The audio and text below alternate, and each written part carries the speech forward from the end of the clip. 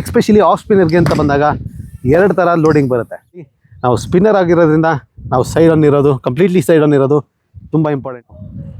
ಯಾಕೆ ಈ ಥರ ಹೇಳ್ತಾ ಇದ್ದೀನಿ ಅಂದರೆ, ಆದಷ್ಟು ಕಂಟ್ರೋಲಲ್ಲಿರಲಿ, ಬಾಡಿ ನಮ್ಮ ಕಂಟ್ರೋಲಲ್ಲಿರಲಿ ಅಂತ ಹತ್ರ ಇಟ್ಕೋತಾ ಇದ್ದೀವಿ. ಇಲ್ಲಿ ಆಚೆ ಬೇಡ.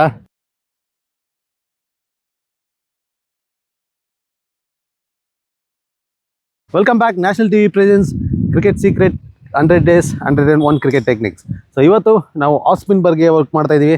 ಲಾಸ್ಟ್ ವೀಕು ಆಫ್ ಸ್ಪಿನ್ ಬಗ್ಗೆ ವರ್ಕ್ ಮಾಡಿದಾಗ ಗ್ರಿಪ್ ಬಗ್ಗೆ ನಿಮಗೆ ತಿಳಿಸ್ಕೊಟ್ಟೆ, ಯಾವ ರೀತಿ ಗ್ರಿಪ್ ಇಟ್ಕೋಬೇಕಾಗುತ್ತೆ, ಯಾವ ರೀತಿ ಸ್ಪಿನ್ ಮಾಡಬೇಕಾಗತ್ತೆ ಅನ್ನೋದ್ರ ಬಗ್ಗೆ ಲಾಸ್ಟ್ ವೀಕ್ ತಿಳ್ಕೊಂಡ್ವಿ. ಈ ವಾರ ಒಂದು ಸ್ಟೆಪ್ ಮುಂದೆ ಹೋಗ್ತಾ ಇದ್ದೀವಿ. ಸೊ ಇದ್ರ ಉದ್ದೇಶನೇ ಒಂದು ಚಿಕ್ಕ 10 ವರ್ಷದ ಮಕ್ಳಿಗೂ ಕೂಡ ನೋಡಿದ್ರೆ ಅರ್ಥ ಮಾಡ್ಕೋಬೇಕು. ಅದರಿಂದ ಸೀಕ್ರೆಟ್ ತಿಳ್ಕೊಂಡ್ರೆ ಸಾಲದು, ಕಲಿಬೇಕು. ಕಲಿತ್ರೆ ಅವ್ರಿಗೆ ಇನ್ನೂ ಈಸಿ ಆಗ್ತಾ ಹೋಗುತ್ತೆ ಕ್ರಿಕೆಟಲ್ಲಿ. ಸೊ ನಮ್ಮ ಒಂದು ಚಿಕ್ಕ ಎಫರ್ಟ್ ಅಷ್ಟೇ. ನಮ್ಮ ಗ್ರಾಮೀಣ ಭಾಗದ ಮಕ್ಕಳಿಗೆ ಕೋಚಿಂಗ್ ಅಫೋರ್ಡ್ ಮಾಡೋಕ್ಕಾಗದೋದ್ರೂ ಅವರ ಎಲ್ಲಿರ್ತಾರೋ ಅಲ್ಲೇ ಕಲಿಯೋದಕ್ಕೆ ಒಂದು ಅವಕಾಶ ಮಾಡಿಕೊಡೋದಕ್ಕೆ ಸೊ ಈ ಪ್ರೋಗ್ರಾಮ್ನ ತರ್ತಿರೋದು. ಕ್ರಿಕೆಟಲ್ಲಿ ಕಾಂಪ್ಲಿಕೇಟೆಡ್ ವಿಷಯಗಳನ್ನ ಸಿಂಪಲಾಗಿ ತಿಳಿಸ್ಕೊಡೋದು ನನ್ನ ಎಕ್ಸ್ಪರ್ಟೀಸು. ಸೊ ಅಷ್ಟೇ ಸಿಂಪಲಾಗಿರ್ತೀನಿ, ಅಷ್ಟೇ ಈಸಿಯಾಗೆ ನಿಮಗೆ ಕಲಿಯೋದಕ್ಕೆ ಆಗಬೇಕು ಆ ರೀತಿ. ಸೊ ಗ್ರಿಪ್ ಬಗ್ಗೆ ತಿಳ್ಕೊಂಡ್ವಿ. ನೆಕ್ಸ್ಟು ನಮ್ಮ ಬೌಲಿಂಗ್ ಆ್ಯಕ್ಷನ್ನ ಡೆವಲಪ್ ಮಾಡ್ಕೋಬೇಕಾದ್ರೆ ಬರೋದೇ ಲೋಡಿಂಗು. ನಾವು ಯಾವ ರೀತಿ ಲೋಡ್ ಮಾಡ್ತೀವಿ ಅನ್ನೋದು. ಎಕ್ಸ್ಪೆಷಲಿ ಆಫ್ ಸ್ಪಿನ್ನರ್ಗೆ ಅಂತ ಬಂದಾಗ ಎರಡು ಥರ ಲೋಡಿಂಗ್ ಬರುತ್ತೆ. ಸೊ ಇಲ್ಲಿ ನಿಮಗೆ ರಿಸ್ಟು ಇನ್ವರ್ಟು, ಇನ್ನೊಂದು ಔಟ್ವರ್ಟು, ಎರಡು ಥರ ಇರುತ್ತೆ. ಇನ್ ಬಿಟ್ವೀನ್ ಮಧ್ಯದಲ್ಲಿರುತ್ತೆ. ಬಟ್ ಅಗೇನ್ ಇದು ಇಂಡಿವಿಜುವಲ್ ಮೇಲೆ ಹೋಗುತ್ತೆ. ಇದು ಬೇಸಿಕ್ ಒನ್ ಆದರೆ ಇನ್ವರ್ಟೆಡ್ ರಿಸ್ಟು, ಔಟ್ವರ್ಟೆಡ್ ರಿಸ್ಟು, ಎರಡರಲ್ಲೂ ಡಿಫ್ರೆನ್ಸಸ್ ಖಂಡಿತ ಇದ್ದೇ ಇರುತ್ತೆ. ನನ್ನ ಬಾಡಿ ಬೇರೆ, ನಿಮ್ಮ ಬಾಡಿ ಬೇರೆ. ಸೊ ಬಾಡಿ ಮೂಮೆಂಟ್ಸ್ಗಳು ಸ್ವಲ್ಪ ಡಿಫ್ರೆನ್ಸಸ್ ಇದ್ದೇ ಇರುತ್ತೆ. ಎರಡು ಕೈ ಎರಡು ಕಾಲು ಇರ್ಬೋದು ನಮ್ಮ ಹತ್ರನೂ. ಬಟ್ ನಿಮ್ಮ ಕೈ ಸ್ವಲ್ಪ ಫಾಸ್ಟ್ ಇರ್ಬೋದು, ಸ್ವಲ್ಪ ಫ್ಲೆಕ್ಸಿಬಲ್ ಇರ್ಬೋದು, ಸ್ವಲ್ಪ ನಂದು ಕೂಡ ಸ್ಟಿಫ್ನೆಸ್ ಇರ್ಬೋದು. ಆ ರೀತಿ ಬೇರೆ ಬೇರೆ ಥರ ಇರುತ್ತೆ. ಸೊ ಸ್ಪೀಡೆಲ್ಲ ಡಿಫ್ರೆನ್ಸಸ್ ಇದ್ದೇ ಇರುತ್ತೆ. ಸೊ ಆದ್ದರಿಂದ ಇದು ಇಷ್ಟು ಕವರ್ ಮಾಡೋದಕ್ಕೆ ನೀವು ಒಂದು ಲೆವೆಲ್ಗೆ ಬಾಡಿ ಆ್ಯಕ್ಷನ್ ಡೆವಲಪ್ ಆದಮೇಲೆ ಸ್ಮಾಲ್ ಚೇಂಜಸ್ಸು ಈಸಿ ಮಾಡ್ಕೋಬೋದು. ಕಂಪ್ಲೀಟಾಗಿ ಚೇಂಜ್ ಮಾಡೋಕ್ಕಾಗದೇ ಇರ್ಬೋದು, but small changes coaches advice ಮೇಲೆ ನೀವು ತೊಗೋಬೋದು. ಸೊ ಇಲ್ಲಿ ಲೋಡಿಂಗ್ ಹೇಗಾಗುತ್ತೆ ಅಂದರೆ, ಸೊ ನೀವು ನೋಡ್ಕೊಳ್ಳಿ, ಇಲ್ಲಿ ನಾನ್ ಬೌಲಿಂಗ್ ಆರ್ಮ್ ಕೂಡ ಇಂಪಾರ್ಟೆಂಟು, ಅಪ್ಪರ್ ಬಾಡಿ ಕೂಡ ಇಂಪಾರ್ಟೆಂಟು. ಎಕ್ಸ್ಪೆಷಲಿ ನಾವು ಸ್ಪಿನ್ನರ್ ಆಗಿರೋದ್ರಿಂದ ನಾವು ಸೈಡ್ ಆನ್ ಇರೋದು, ಕಂಪ್ಲೀಟ್ಲಿ ಸೈಡ್ ಆನ್ ಇರೋದು ತುಂಬ ಇಂಪಾರ್ಟೆಂಟ್ ಆಗುತ್ತೆ. ಸೊ ಈ ರೀತಿ ಫ್ರಂಟ್ ಆನ್ ಆಗೋದ್ರಿಂದ ನಮಗೆ ಎಫರ್ಟು ಜಾಸ್ತಿ ತೊಗೊಳುತ್ತೆ ಸ್ಪಿನ್ ಮಾಡೋದಕ್ಕೆ ರಿಸ್ಟಿಂದ.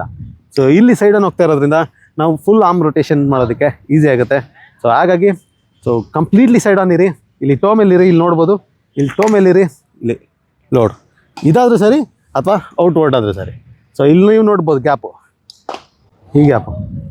ಯಾಕೆ ಈ ಥರ ಹೇಳ್ತಾ ಇದ್ದೀನಿ ಅಂದರೆ, ಆದಷ್ಟು ಕಂಟ್ರೋಲಲ್ಲಿರಲಿ, ಬಾಡಿ ನಮ್ಮ ಕಂಟ್ರೋಲಲ್ಲಿರಲಿ ಅಂತ ಹತ್ರ ಇಟ್ಕೋತಾ ಇದ್ದೀವಿ. ಇಲ್ಲಿ ಆಚೆ ಬೇಡ. ಸೊ ಆಚೆ ಎಲ್ಲ ಬೇಡ ನಮಗೆ. ಈಗ ನಾವು ಇಲ್ಲಿ ಹೇಗೆ ಸ್ಟಾರ್ಟ್ ಮಾಡ್ತೀವಿ ಅನ್ನೋದ್ರ ಮೇಲೆ ನಮ್ಮ ಆರ್ಮ್ ರೊಟೇಷನ್ಸು, ನಮ್ಮ ಬೌಲಿಂಗ್ ಆ್ಯಕ್ಷನ್ ಕೋಆರ್ಡಿನೇಷನ್ಸು ಮ್ಯಾಟ್ರ್ ಆಗೋಂಥದ್ದು. ಸೊ ಅದಕ್ಕೆ ಸೊ ನೋಡಿ ನಿಮ್ಗೆ ಯಾವ್ದು ಕಂಫರ್ಟಬಲ್ ಇದೆ. ಇಲ್ಲಿ ರಿಸ್ಟ್ ಇನ್ವರ್ಡ್ಸು, ಇಲ್ಲಿ ನೀವು ನೋಡ್ಬೋದು ಸೈಡ್ ಆನ್ ಇದ್ದು ನಾನು ಎಲ್ಬೋ ಥ್ರೂ ನೋಡ್ತಾ ಇದ್ದೀನಿ, ಎಲ್ಬೋ ಲೈನಲ್ಲಿ ನೋಡ್ತಾ ಇದ್ದೀನಿ. ಔಟ್ವರ್ಡ್ ಆದರೂ ಅಷ್ಟೇ, ಇಲ್ಲಿ ಸ್ವಲ್ಪ ಮೇಲೋಗುತ್ತೆ ಕೈ. ಸೊ ಫ್ರಂಟ್ ಫುಟ್ ಎತ್ತೋದು ತುಂಬಾ ಇಂಪಾರ್ಟೆಂಟ್ ಇದೆ. ಸೊ ನಮಗೆ ಫಾಸ್ಟ್ ಬೌಲರ್ಸ್ ಥರ ಲಾಂಗ್ ಸ್ಟ್ರೈಡ್ ಬೇಕಾಗಲ್ಲ. ನಮಗೆ ಶಾರ್ಟ್ ಸ್ಟ್ರೈಡಲ್ಲಿ ನಾವು ಟಾಪ್ ಆಗಬೇಕಾಗತ್ತೆ. ಟೋ ಮೇಲೆ ಜಾಸ್ತಿ ಬಂದು ಬಾಲ್ನ ಸ್ಪಿನ್ ಮಾಡಬೇಕಾಗತ್ತೆ.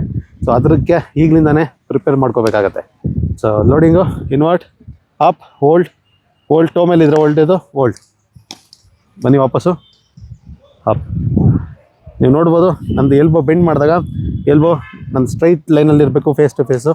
ಹಾಗೆ ಬ್ಯಾಟ್ಸ್ಮನ್ಗೆ ಪಾಯಿಂಟ್ ಆಗ್ತಿರ್ಬೇಕು. ಇಲ್ಲಿ ಎರಡು ಥರನೂ ಮಾಡ್ಬೋದು. ನೋಡಿ ಯಾವ ರೀತಿ ನಿಮ್ಗೆ ಕಂಫರ್ಟಬಲ್ ಆಗುತ್ತೆ ಅಂತ. Outward, inward. ಸೊ ಇದು ಮಾಡ್ತಾ ಇದ್ದೀವಿ ಅಂದ ಮಾತ್ರಕ್ಕೆ ಲಾಸ್ಟ್ ವೀಕ್ ಕಲ್ತಿರೋ ಗ್ರಿಪ್ನ ಮರಿಬಾರ್ದು. ಸೇಮ್ ಅಗೇನ್ ಗ್ರಿಪ್ ತೊಗೋಬೇಕು, ಸ್ಪಿನ್ ಮಾಡಿ, ಹೋಲ್ಡ್ ಮಾಡಿ, ಪೊಸಿಷನ್, ಹೋಲ್ಡ್. ಎಷ್ಟು ಸೆಕೆಂಡ್ ಆಗುತ್ತೆ ಸೆಕೆಂಡ್ ಹೋಲ್ಡ್ ಮಾಡಿದ್ರೆ ಬೆಸ್ಟ್ ರಿಸಲ್ಟ್ ಸಿಗುತ್ತೆ ನಿಮಗೆ. ಔಟ್ವರ್ಡ್,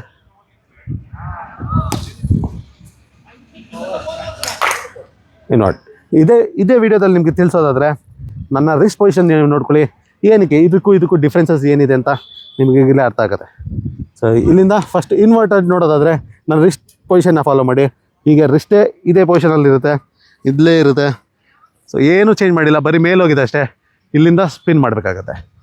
ಅದೇ ಔಟರ್ ವರ್ಡ್ ಹೋಯ್ತು ಅಂದರೆ ಇಲ್ಲಿಂದನೇ ಕಂಪ್ಲೀಟಾಗಿ ಚೇಂಜ್ ಆಗ್ತಾ ಬರುತ್ತೆ. ನಮ್ಮ ವರ್ಟಿಕಲ್ ಪಾಸ್ ಆಗ್ತಿದ್ದಂಗೆ ನಾವು ಈ ಪೊಸಿಷನಲ್ಲಿ ಇರ್ತೀವಿ.